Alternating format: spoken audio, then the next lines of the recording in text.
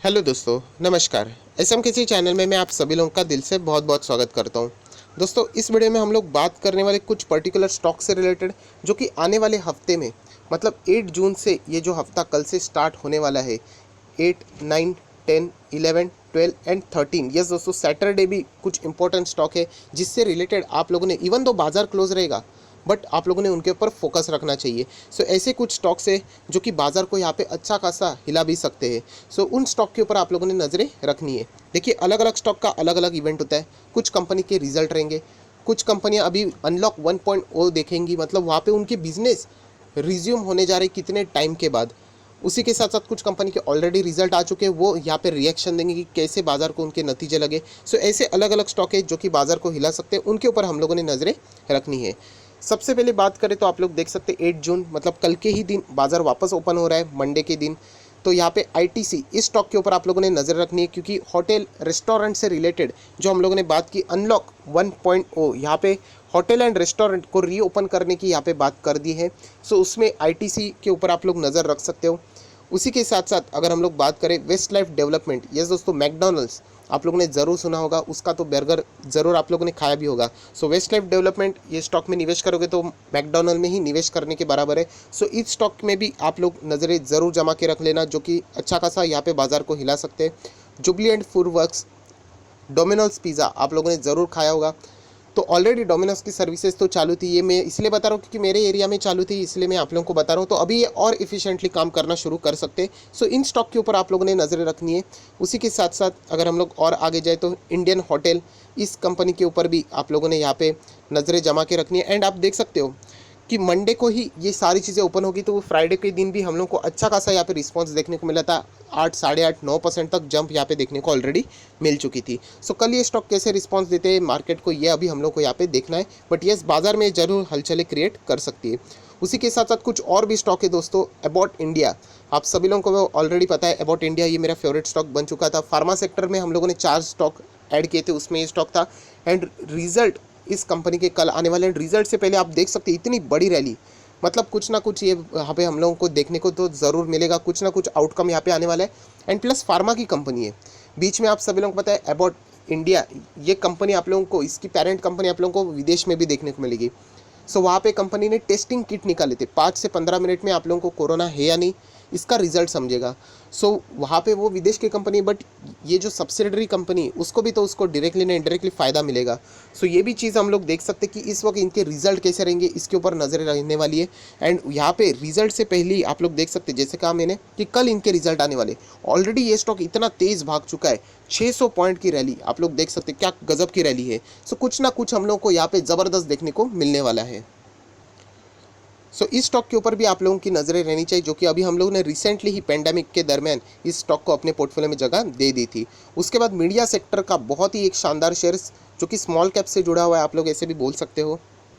सो ये भी कंपनी कल अपने क्वार्टर 4 के नंबर्स यहाँ पे पेश करने वाली, तो ज़रूर हम लोग को यहाँ पे बाजार में हलचल देखने को मिलेगी। यूजुअली आप सभी लोगों को पता है कि जितने भी कंपनी ने रिजल्ट पेश किए इतने खास पेश नहीं किए, बट कुछ एक्सेप्शनल कंपनीज है जिन्होंने बहुत ही शानदार रिजल्ट पेश किए। सो कल देखना है कि आइनॉक्स के रिजल्ट कैसे रहेंगे। उसी के साथ साथ मीडिया सेक्टर का बहुत बड़ा दिग्गज पीवीआर, यस दोस्तों, पीवीआर के भी रिजल्ट कल हम लोगों को देखने को मिलने वाले हैं। एंड रिजल्ट से पहले हम लोग ऐसा भी पकड़ सकते हैं कि जो ये रैली थी जो फ्राइडे के दिन में देखने को मिलने वाली थी 16% में, उसमें रिजल्ट का भी कुछ ना कुछ कंट्रीब्यूशन ज़रूर साबित हो सकता है। प्रॉब्लम ये नहीं है कि क्वार्टर 4 के नंबर्स, प्रॉब्लम ये है कि Q1 के नंबर्स, क्योंकि Q1 में तो बहुत ही ज़्यादा दिक्कतें आने वाली है, आप सभी लोगों को यहाँ पे पता ही है। तभी के रिजल्ट बहुत ही बाजार के लिए यहाँ पे डेंजरस साबित हो सकते हैं। बट हालांकि कल अभी हम लोगों ने पीवीआर के नंबर्स कैसे आते हैं उसके ऊपर नज़रें यहाँ पे जमा के रखनी, जो कि बाजार को हिला ज़रूर सकती है।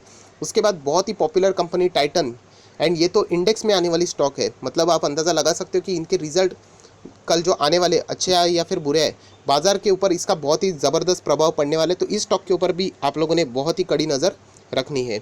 उसी के साथ साथ अगर हम लोग थोड़ा सा और आगे जाए, यहाँ पे अगर हम लोग सोमवार के बाद मंगलवार 9 जून की अगर हम लोग बात करें, तो हम लोग यहाँ पे देख सकते हैं कुछ इंपॉर्टेंट कंपनीज़ है जो कि बाज़ार को हिला सकते हैं, जैसे कि हीरो मोटोकॉर्प। ऑटो सेक्टर की कंपनियाँ अच्छा खासा परफॉर्म नहीं दे रही, बट इनके जो रिजल्ट इस वक्त के आ रहे हैं बहुत ही शानदार रिजल्ट पेश कर रहे हैं। सो हीरो मोटोकॉर्प, इस कंपनी के भी रिजल्ट अच्छे आने की उम्मीदें अभी बाजार ने यहाँ पे लगा दी है। उसी के साथ साथ KRBL, इस कंपनी के भी Q4 के नंबर्स हम लोगों को मंगलवार के दिन देखने को मिलेंगे, मतलब 9 जून 2020 को। सो इस कंपनी के ऊपर भी आप लोगों ने नज़रें ज़रूर बना के रखनी है। उसी के साथ साथ अगर हम लोग आगे जाए 10 जून, और भी कंपनी के रिजल्ट है, ऐसा नहीं, मैं शॉर्ट लिस्ट करके आप लोगों को बता रहा हूँ कि कौन से कंपनी के ऊपर आप लोगों ने नज़रें रखनी है। सो 10 जून की अगर मैं बात करूँ, सो यहाँ पे आप देख सकते हैं जो अभी हम लोगों ने कंपनी देखी थी इंडियन होटल, इस कंपनी के ऊपर नज़र रखनी, क्योंकि इसके Q4 के नंबर 10 जून को देखने को मिलने वाले। उसी के साथ साथ थोड़ा सा हम लोग और आगे जाए तो आप लोग देख सकते हैं यहाँ पे जमुना ऑटो इंडस्ट्रीज़, इस कंपनी के ऊपर भी आप लोगों ने कड़ी नज़रें जमा के रखनी 10 जून पे, क्योंकि इस कंपनी के भी नंबर्स हम लोग को देखने को मिलने वाले हैं। थोड़ा सा और आगे जाए तो 11 जून की अभी हम लोग बात करेंगे कि 11 जून के ऊपर आप लोगों ने कौन कौन से स्टॉक के ऊपर नज़रें रखनी चाहिए। तो सबसे पहले डेक्सॉन टेक्नोलॉजीज, यस, इनके भी नंबर्स आने वाले, इस स्टॉक के ऊपर आपने नज़रें रखनी है। बहुत ही शानदार स्टॉक है, 5000 के ऊपर अभी ये स्टॉक जा चुका है। उसी के साथ साथ अगर हम लोग और एक आगा थोड़ा जाए तो आप लोग यहाँ पे देख सकते हैं रेडिंगटन इंडिया लिमिटेड, यस दोस्तों, इस स्टॉक के ऊपर भी आप लोगों ने नज़रें रखनी है। कैसे नंबर आते हैं इसका स्टडी कंसिस्टेंटली करना है। देखिए मैंने इससे पहले भी आप लोगों को कहा, स्टॉक मार्केट में आगे वही जाता है जिनके पोर्टफोलियो में भी वो स्टॉक नहीं है एंड वो स्टडी करते हैं। बहुत सारे लोग तो आधे कमेंट सेक्शन में यही होते हैं कि रिकमेंडेशन दे दो, दैट्स इट, वो ज़्यादा देर तक टिकेगी नहीं, 3 से 4 महीना, दैट्स इट, या फिर मैक्स टू मैक्स 1 से 2 साल, क्योंकि वो दूसरों के ऊपर डिपेंड करना ज़्यादा यहाँ पे फोकस कर रहे हैं। मैं आप लोगों को खुद आगे कैसे बढ़ना है ये मैं चीज़ बता रहा हूँ, इसी से रिलेटेड ये सारे स्टॉक आपके लिए बहुत ही इंपॉर्टेंट काम करने वाले हैं, तो इसलिए मैं ये सारे स्टॉक बता रहा हूँ, आप लोगों ने इनके ऊपर स्टडी करनी है। उसी के साथ साथ वेस्ट लाइफ डेवलपमेंट, इसके भी नंबर्स आने वाले हैं, तो इस कंपनी के ऊपर भी आप लोगों ने नज़र रखनी, जो कि 2 बार अभी रिपीट ऑलरेडी हो चुकी है। थोड़ा सा अगर हम लोग और आगे जाए तो 12 जून, यस दोस्तों, 12 जून की अगर मैं बात करूं तो यहाँ पे सबसे पहले लिख के ही बताना चाहूँगा entire banking sector, yes, banking sector, NBFC या फिर फाइनेंस सर्विसेज प्रोवाइड करने वाली bank sector and finance services वाला सेक्टर, इसके ऊपर नज़र सबसे पहले होनी चाहिए, जो कि बाजार को हिला सकते हैं। क्यों? क्योंकि आप सभी लोगों को पता है 12 जून को यहाँ पे क्लैरिफिकेशन मांगा था सुप्रीम कोर्ट ने फाइनेंस मिनिस्ट्री से, आरबीआई से, कि मोरेटोरियम के ऊपर जो इंटरेस्ट एक्सटेंड किया गया था उसके पीछे के रीज़न, मतलब वो वेव ऑफ हो नहीं सकता, क्यों नहीं हो सकता, उसके पीछे का क्लैरिफिकेशन। सो ये सारी चीज़ें हम लोग को देखने को मिलने वाली हैं। एंड फिलहाल जिस तरीके का माहौल है, जो एक्सपर्ट बात कर रहे कि ये जो इंटरेस्ट वेविंग ऑफ का बात करने जा रहे हैं, वो साइकिल बिगड़ जाएगी अगर वो किया जाएगा, तो इधर वो फिर गवर्नमेंट को कॉम्पनसेट करना पड़ेगा या फिर वो डिपॉजिटर्स जो बैंक में पैसा रखते हैं उनका इंटरेस्ट हटाना पड़ेगा। सो ओवरऑल जो सेंटिमेंट्स बढ़े हैं वो ऐसे लग रहे हैं कि बैंक एंड एनबीएफसी के ही फेवर में डिसीजन जा सकता है।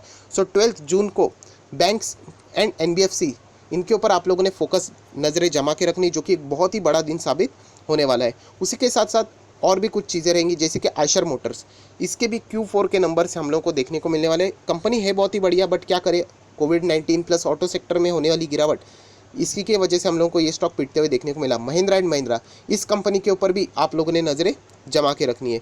अगर हम लोग बात करें उसके बाद 13 जून की, सो बहुत ही इंपॉर्टेंट है, क्योंकि जैसे मैंने कहा कि बाज़ार सैटरडे के दिन तो बंद रहता है, बट स्टिल यहाँ पे हम लोगों को रिजल्ट देखने को मिलने वाला है एक बहुत ही बड़ी कंपनी, एंड जो है विनाती ऑर्गेनिक्स, यस दोस्तों, बहुत ही शानदार कंपनी है, तो इसके भी Q4 के नंबर्स यहाँ पे आएंगे।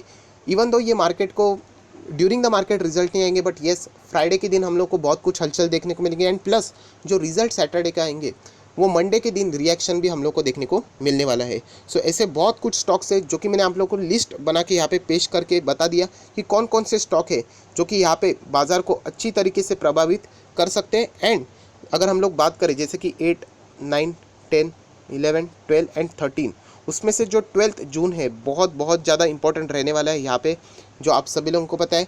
उसी के साथ साथ यहाँ पे हम लोग को मीटिंग भी देखने को मिलने वाली, जीएसटी काउंसिल की जो मीटिंग है वो भी हम लोग को देखने को मिलने वाली। सुप्रीम कोर्ट का डिसीजन तो उससे भी बड़ा, क्योंकि बैंकिंग सेक्टर के ऊपर सभी को निगाह यहाँ पे रहने वाली है, क्योंकि बैंकिंग सेक्टर के ऊपर बहुत ही ज़्यादा अन्याय हो चुका है।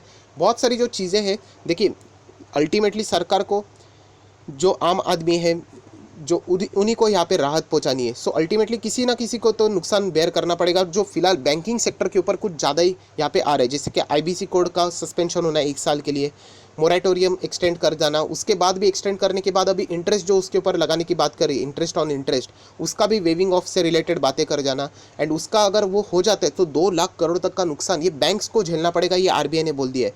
सो ये ओवरऑल डिसीजन 12 तारीख के लिए बहुत ही इंपॉर्टेंट रहेगा। सो इसीलिए ये सारी चीज़ें मैंने बता दी कि 8 से लेकर 13 तारीख तक कौन कौन सी स्टॉक्स है जो कि बाज़ार को यहाँ पे अच्छी तरीके से हिला सकते हैं। एंटायर बैंकिंग सेक्टर को इंडिविजुअली स्टॉक मैंने बताया नहीं, वो पूरा बैंकिंग एंड फाइनेंशियल सेक्टर के लिए यहाँ पे इंपॉर्टेंट साबित होने वाला है।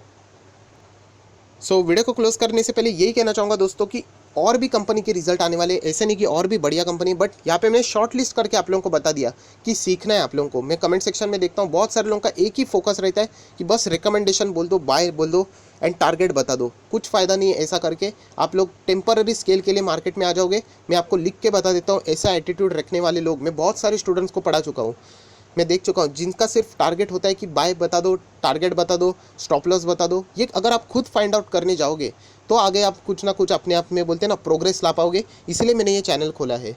तो ये सारी चीज़ें आप लोगों को हेल्प करेगी। जैसे मैंने कहा, जो लोग इस चैनल को अभी तक 2 साल भी नहीं हुए बट जो शुरुआत से है, आज उन लोगों में पता है कि उनमें कितना ज़मीन आसमान का अंतर यहाँ पे क्रिएट हो चुका है। यही चीज़ें, बहुत सारे लोग पहले तो पेनी स्टॉक के ऊपर जाते थे, अभी उनको समझ में आया कि महंगे स्टॉक क्यों जाने का, लार्ज कैप क्यों सिलेक्ट करने का, अगर मार्केट गिरता है तो बाय ऑन डिप्स की स्ट्रैटेजी कैसे काम करती है अच्छा खासा। कोई ज़्यादा मतलब जल्दबाजी में पैसे कमाने की ज़रूरत नहीं होती, जल्दबाजी में पैसे गंवा भी जाते हैं। ये सारी चीज़ें उनको पता चली क्योंकि उन्होंने पेशेंस दिखाई। ये बहुत ही इंपॉर्टेंट बात है जो कि यूजुअली रिटेल निवेशक एक्सेप्ट करने के लिए तैयार नहीं होते, बट कुछ लोग होते हैं जो कि सिंसियरली इसको फॉलो करते हैं एंड बाद में उनको ही अभी आज रिजल्ट मिल रहा है कि कैसे आउटकम उनका आ रहा है, उनका पोर्टफोलियो कैसे हरे निशान में बन रहा है। इसीलिए मैंने ये सारे स्टॉक आप लोगों को बता दिए एंड इसीलिए यही कहना चाहूँगा कि ये सारा का सारा खेल स्टडी पर्पज़ का है। आप लोगों ने सीखना है, ये थोड़ी देर के बाद आप खुद एक्सपर्ट बन जाओगे, किसी की ज़रूरत आप लोगों को नहीं पड़ेगी, मेरी भी ज़रूरत नहीं पड़ेगी। फिलहाल यही कहना चाहूँगा, ये वीडियो अगर आपको अच्छा लगे तो लाइक कर देना, मैक्स टू मैक्स लोगों को शेयर कर देना, तो वो लोगों को भी ये सारी चीज़ें उन तक फ्री ऑफ कॉस्ट पहुँच जाए। That's it, thank you very much दोस्तों। We will be meeting on our next video. तब तक के लिए बाय बाय।